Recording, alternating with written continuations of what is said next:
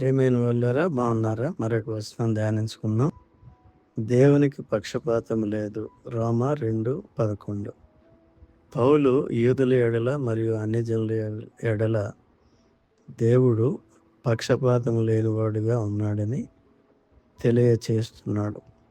ఆయన చెడ్డవారి మీదను మంచివారి మీదను తన సూర్యుని ఉదయింపచేసి నీతిమంతుల మీదను అనీతిమంతుల మీదను వర్షం కురిపించుచున్నాడు అని వ్రాయబడి ఉన్నది మత్తయి 5:45. మన భౌతిక జీవితం నిమిత్తం దేవుడు సృష్టించిన సహజ వనరులను పక్షపాతం లేకుండా అందరూ ఆనందిస్తున్నారు. అదేవిధంగా దేవుడు తన కుమారుడైన ప్రభువైన యేసుక్రీస్తు వారి ద్వారా అందరూ నిత్య జీవం పొందినట్లు ఆయనను అనుగ్రహించారు.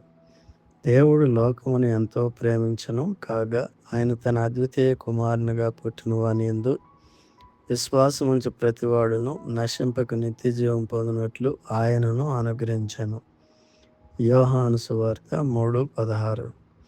దేవుడు లోకం అంతటినీ ప్రేమించాడు, కానీ లోకములో ఒక భాగమును కాదు. మనము పక్షపాతంగానే ఉంటాము. దేవుని నిష్పక్షపాతమును నిరాకరించిన యెడల మనము ఆయన నిత్యమైన తీర్పులోనికి వస్తాం. దేవుడు మీ అందరిని దీవించి దేవుని యెడల పక్షపాతం లేకుండా కాపాడునుగాక. ఆమేన్.